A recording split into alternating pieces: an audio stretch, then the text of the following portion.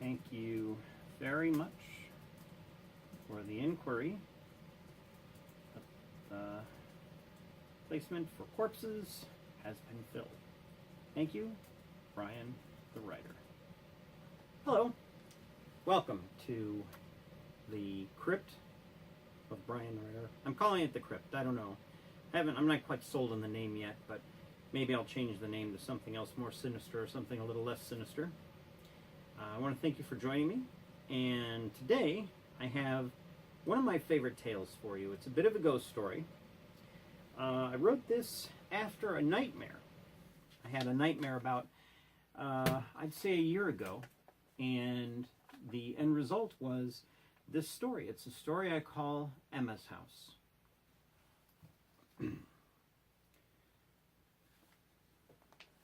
The brick and mortar of a house has either a good or an evil side.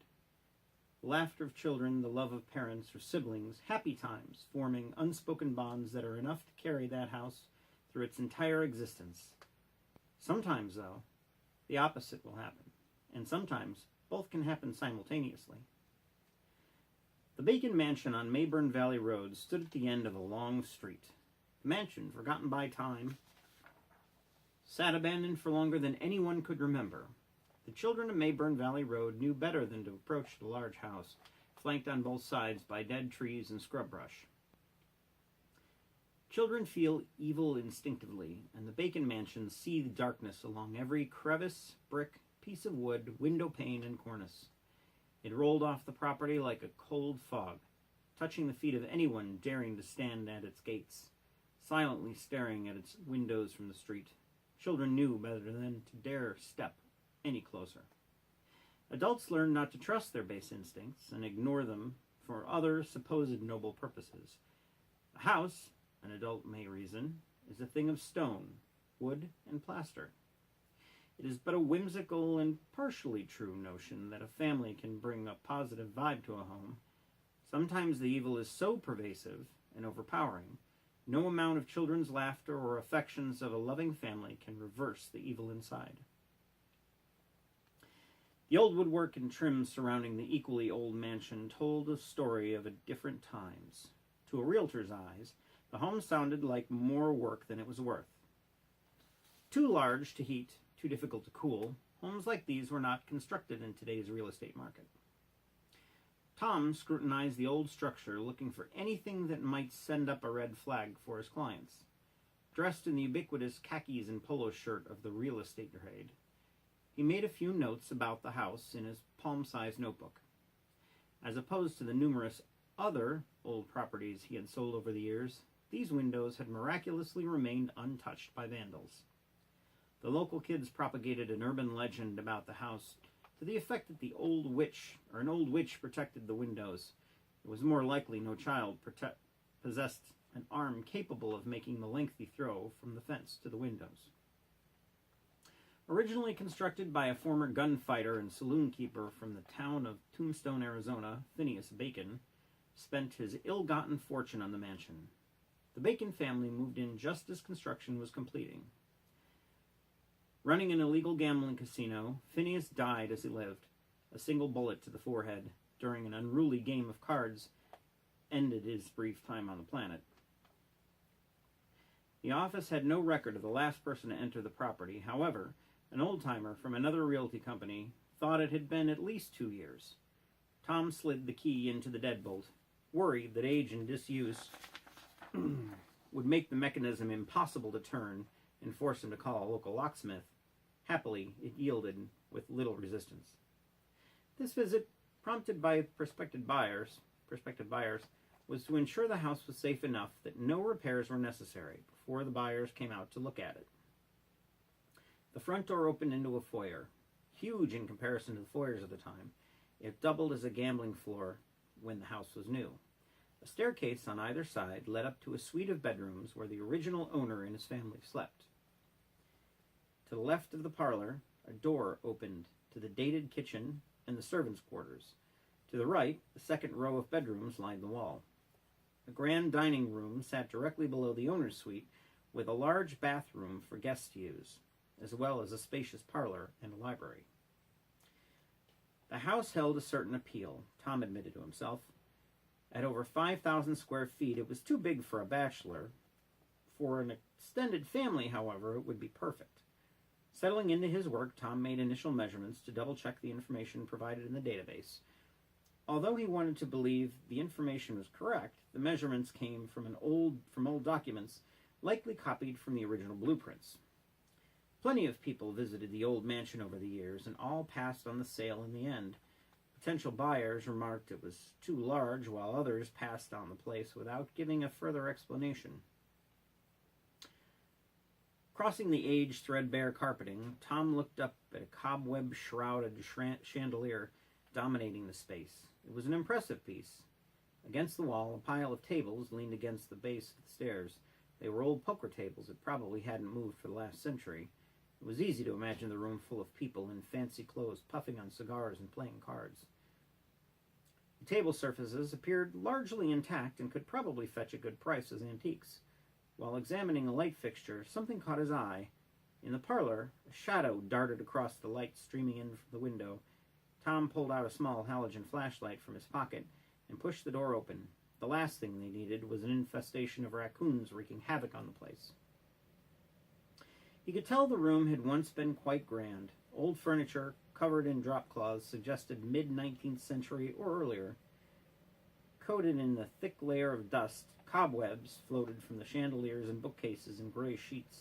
The gentle swaying of the cobwebs, likely from a breeze blowing in from an ill-closing window, gave the room an eerie comportment.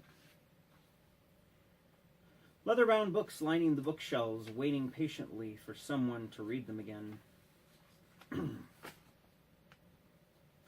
Sweeping the flashlight from one side of the room to the other, Tom spied a light switch. Despite numerous flicks, the lights remained stubbornly off. Cradling the notebook in his hand while holding the flashlight in his mouth, Tom made a notation about the non-functioning lights. Behind him, from upstairs, the unexpected sound of laughter burst out. Not that of an adult, but the squealing giggle of a child. Tom dropped the flashlight in his notebook at the unexpected noise in the suddenly vacant house. What the hell? As quickly as the laughter erupted, it vanished. The house was empty, or it should have been. It was possible squatters lived here, but since the windows and the doors looked to be secure, and there were no other visible signs of entry, that seemed unlikely. It was also possible an old key had found its way into a vagrant family's hands. Tom turned from the dust-encrusted parlor, re-entering the larger foyer and closing the double doors behind him. "Hello, is anyone here? My name is Tom, and I'm pretty sure you aren't supposed to be here." The wind buffeted the house from the outside. The warm and tranquil nature of the day, a few hours before, had given way to an overcast and angry sky. A few broken leaves fluttered around the windows in a small tornado. A branch brushed up against the glass, making a scratching noise as if issuing a subtle warning. The air around the stairs felt suddenly chilly as his foot hit the first step. It was either the changing temperatures outside or the sudden shock of the child's haunting giggle. Perhaps it was nothing more than the idea of having to tangle with homeless families squatting in the abandoned mansion. Calling the police all the way out here presented a worthless option, unless he had visually seen a vagrant. It was up to him to make the first contact. The stairs, still grand in all respects, creaked underfoot with each step. The deep wood grain and dark cherry color radiated the solemn dignity of a funeral home. "I'm coming upstairs now. I know I heard someone, so you better show yourselves. Don't make me call the cops." The wind howled through the trees with a gale force. Branches in desperate need of trimming thumped against the exterior, kicking Tom's imagination into overdrive. The grating noise had the brain-splitting quality of nails on a chalkboard, or someone trying to claw their way in. His normal steely resolve was still intact, but pushed to its outer limits. At the top of the stairs, one door stood slightly ajar. In one fluid motion, an unseen force pulled it open as far as it would go, and then sent it crashing shut, rattling the door jamb. Outside, lightning flashed, casting suspicious specters along the wall. A low thunder punctuated the eerie quiet of the house, rolling through the bones of the old structure. Tom's heart refused to slow as it beat inside his chest, searching for a way out. Trying to shake the ridiculous fears from his head, Tom trudged up the stairs with new resolve. He would be damned if an old squatter and a rainstorm was going to scare him out of his potential commission. "That's it. I'm not playing around here anymore. You were leaving if I have to carry you out kicking and screaming." Tom grabbed the door handle and gave it a twist, but it refused to give. "What the hell is going on? Open this goddamn door before I burst it in. You can't be in here." "Who can't be in here, mister?" a voice asked from behind him. Tom jumped, yelping as he turned to face the source of the question. In a panic, he spun around, backing up a few feet and bouncing off the door as he was previously trying to open. Centered in the interior balcony stood a little girl. She looked to be 9 or 10 years in age, clad in a long, dingy white nightgown, and carried a tattered stuffed animal in one hand. Her dirty blonde hair, matted to the side of her head, was in need of a good wash. The child's bare feet were caked with grime, as was the skin of her arms and face. Dark blue rings under her eyes suggested she hadn't slept in days. "Who are you?" Tom forced the words from his lips, still shocked to see anyone else, let alone a child, in the large house. He moved from the door to within a few feet of the girl, gripping the handrail. "I'm Emma. Who are you?" The girl cocked her head to one side and brought the stuffed animal to her breast. "My name is Tom. Do you know you're not supposed to be in here?" The girl took 2 steps forward, offering him her hand. Tom, taken aback by the oddly precocious behavior, took her hand and immediately had to swallow the reflex to pull it back. Emma's hand felt cold and clammy, like holding a piece of meat left out of the refrigerator to thaw. "I don't know, Mr. Tom. I think you're the one who's not supposed to be here." Emma started laughing uncontrollably, throwing her dirty head back as she did. He cocked an eyebrow at the odd little girl, who seemed to show no fear, or even surprise, at his presence. "Where are your parents?" Emma eyed him with scrutiny that made him uneasy. "I don't know what you mean." "Parents. You know, grown-ups, a mommy and daddy. You can't possibly live in a large house like this all by yourself. There has to be someone else here. Maybe aunts or uncles, grandparents, anyone at all." Emma nodded. "Oh, I get it now. You want to know where the others are. Come on, I'll show you." To Emma's right, opposite the handrail, 2 large French doors opened, and dim sconces flickered to life as if responding to the little girl's unspoken command. Emma walked through the door and motioned for Tom to follow her. Tom scanned the room. Directly in front of the door stood a 4-poster bed with the remains of curtains on it. Having seen better days, they were torn in spots and eaten by insects and others. To either side of the bed were shelves emptied of all but a few unidentifiable objects and several layers of dust. Spider webs swayed back and forth, responding to some unfelt draft in the room. An enormous rectangular oriental rug covered the vast majority of the room. Tom thought it probably once looked spectacular, but years of disuse gave it a worn-out appearance. Covered in a thick layer of dust, he glanced down at Emma's feet as she made her way across the floor. Inexplicably, little Emma left no tracks at all. Pulling a small chair from a desk in the corner of the room, the suddenly demure child placed it next to the bookshelf. Climbing up on the seat, she pointed to the photos at the top of the shelf. "There they are, Mr. Tom." In each of the frames, a different person stared solemnly at the camera. The looks on their faces could easily be assessed as the look of someone who was just about to say something, but was cut off before uttering their first word. None of the photos were aesthetically good. The ones to the left had a remarkable sepia tone quality of the old-time photos people took at fairs. The frames had taken on a time-worn patina.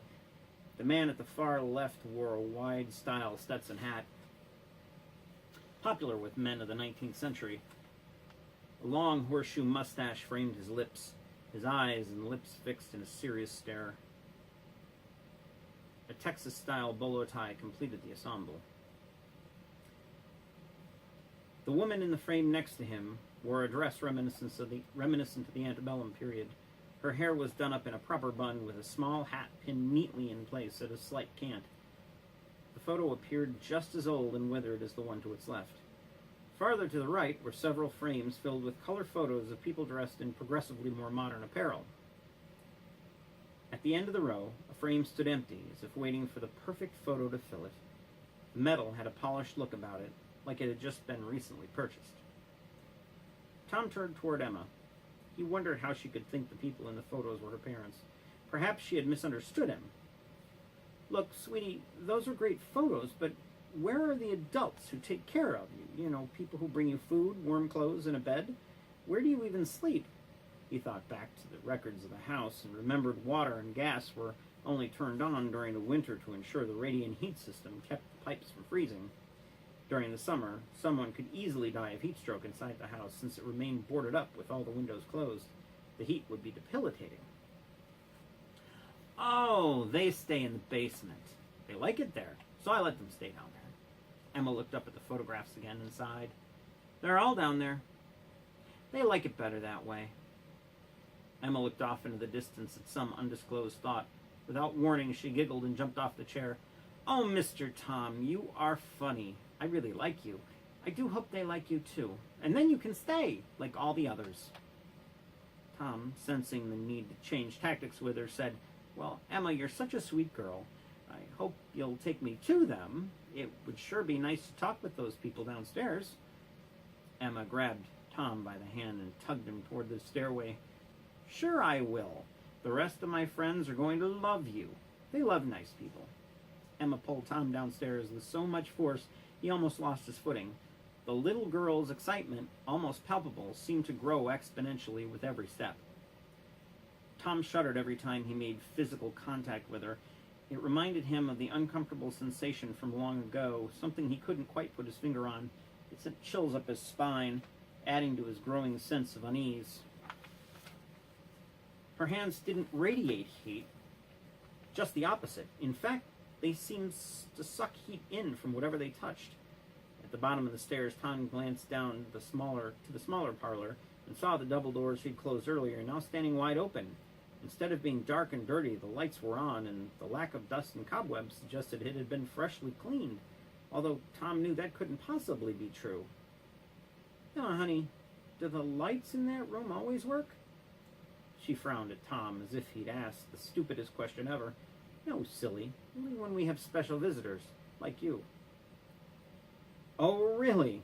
What makes me so special? I've decided to keep you, Emma said, letting out a haunting giggle.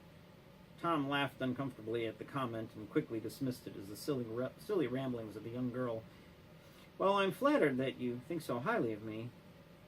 Don't worry, Mr. Tom. We will take good care of you. Tom released his grip from the girl's morbidly cold hand as she skipped ahead of him. Stopping in the center of the foyer, he glanced toward the parlor again. Gossamer drapes formed paranormal shapes as they responded to the will of the breezes coming into the now open windows. Emma skipped along in the foyer, singing a little tune he could not identify. In all respects, she acted like a normal girl. At the same time, something about her unsettled Tom. Like a primal instinct told him to run as fast as possible from this house and never look back. Still, she was just a little child, and the key to a sudden mystery thrust upon him. Emma giggled again and skipped forward a few paces. Throwing open the door to the basement stairs, the lights came on automatically, although he knew she hadn't actually flipped the switch on the wall. To him, it felt more like the lights had been expecting them. Joining her, Tom looked down the stairs. For the first few feet, the plaster and lath seemed complete, and then gave way to thick wooden beams. Further down, red brick made up the walls on either side. The stairs were narrow, barely allowing Tom and Emma to walk side by side. The risers and treads creaked underfoot as they descended, protesting their use after being left to their own devices for so many years. Watch your step, Mr. Tom, she cautioned. At the base of the steps, a simple white door sat closed. A light behind it illuminated a frosted transom above the door, which opened for ventilation, similar to the door in an old hotel. Tom easily imagined a number affixed to it, telling guests which room was theirs. Emma tightened her grip on Tom's hand. Emma, you don't have to squeeze me so hard, he said, wincing. I'm not going anywhere. Oh, I know. It isn't for you. This is for me. It's all for me, really. This is all terribly exciting. Such a bizarre situation, Tom thought. He would have expected the little girl living in an empty mansion to show fear of people, or at least be a little anxious around strangers. Emma showed none of these fearful emotions as she moved through the space totally at peace. On another level, more of an instinct versus anything Tom could explain, there was something deeply disturbing about Emma. He reached up and turned the knob. It gave an odd metallic click, suggesting the knob had seen more than a few years of faithful service. She pushed the door open, revealing an oddly shaped and quite large room. An oriental rug, similar to the one upstairs, covered the floor from one corner of the room to the other. Underneath the rug was nothing more than bare dirt. The walls were made of the same brick and mortar as those on the outside of the door, with the exception of at least 20 narrow doors built into small recesses every few feet. To Tom's right, an open door revealed an old root cellar. Decrepit shelves held equally decrepit mason jars. A large wooden box, 6 feet in length and about 2 feet wide, occupied the center of the area. The box was flanked on either side by candles affixed neatly in brass holders. Letters scrawled into the wood across the top were time-worn to the point of being unintelligible. Emma pulled Tom to the center of the room. Tom began to lose his patience with the strange little girl. "Emma, honey, I don't know what kind of game you think you're playing here, but this is serious. I need you to show me where the adults are." Emma took 2 steps forward and turned to face him. Instead of the dirty youth he'd seen before, her dress, face, hands, and feet were suddenly clean. She smiled at him and then giggled again. This time, the giggling grew in volume until it was almost louder than Tom's ears could tolerate. He covered them with his hands to shield them against the rising noise. The doors along the walls burst open. Out of the opening stepped figures. Men and women came to the center of the room and formed a ring around Tom. Trying as he might, there was no opening for him to escape. Each one of them looked mummy-like in appearance. The oldest, likely a woman based on her dress, had flesh stretched firmly across her skull. Her dress looked straight out of Gone with the Wind. On the top of her head sat a tiny hat, canted slightly to one side. Tom stared at each one of them in turn. They all looked hauntingly familiar. Their clothing seemed to get progressively more modern, up to the last man, who likely had only been dead a few years. He wore a pair of slacks and a yellow blazer. Tom let out a gasp when he saw the word realtor emblazoned across the pocket. Tom felt words form on his lips, but was silenced as movement behind him snagged his attention. He did not want to look, but he knew he had to. Through his terror, he felt the icy squeeze of Emma on his hand as she feverishly worked to get Tom to turn around, her cold, clammy hands seemingly stealing his life force from his body as he stood frozen and unmoving. "Come on, Mr. Tom, turn around. It's okay. I want you to meet my daddy." Little Emma giggled once again. Tom felt his torso twist, with his feet following. In front of him stood a man, or something that had once been a man, watching him. The skeleton wore a white ruffled shirt, moth-eaten vest, and a sleeve garter on each arm. A leather holster hung from a gun belt, completing the image of a card dealer and gunfighter. The mummified remains of skin stretched across the dusty skull to reveal dark and eyeless sockets and an awkwardly wicked grin. With an almost casual gesture, it reached up and removed its hat, revealing a bullet hole in the center of its forehead. Phineas Bacon, gunfighter, gambler, homeowner, stood staring at Tom. Without word or direction, the other unworldly entities lunged forward and grabbed Tom's arms. They pulled him away from Phineas and toward the center of the room. During the scuffle, he saw each of their heads had a single bullet hole identical to the one in Phineas's skull. Undead hands whirled Tom around. "What are you going to do to me?" Tom managed to squeak out. Emma danced around the strange assemblage like everything was perfectly normal. In her hands, the stuffed animal swung playfully. Phineas, if he could speak, chose not to tip his mortal hand, letting the question pass into the air like the dust of over 100 years, which had floated through the halls of the old mansion. With lightning quickness, the animated corpse pulled a nickel-plated .36 caliber pistol from its holster and fired a single shot. Laying on the floor and bleeding out, Tom felt Emma lean close.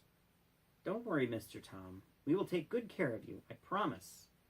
Her cold little fingers found purchase into the bullet hole in his head, sucking the life force from him. The final thought that passed through Tom's head before the last of his energy left his body was the small part of the home's history he had forgotten. Phineas lived in the home with his wife and daughter. While his wife's name was unknown, the daughter's name was. Her name was Emma Bacon. He called her his pride and joy. Down a lonesome road, canopied by trees, stands a mansion. A stately home. Unlike many other abandoned buildings, its windows remain curiously intact. Deep within the walls lingers the spirit of a beloved child, kept alive by the love of a father who'd do anything for her. If you make it upstairs, you'll find a collection of photographs carefully displayed on the shelf. On the far right stands a colored photograph of a man dressed in khakis and a polo shirt, carrying a notebook. Thank you for joining me. I hope you enjoyed Emma's House. Have a great day.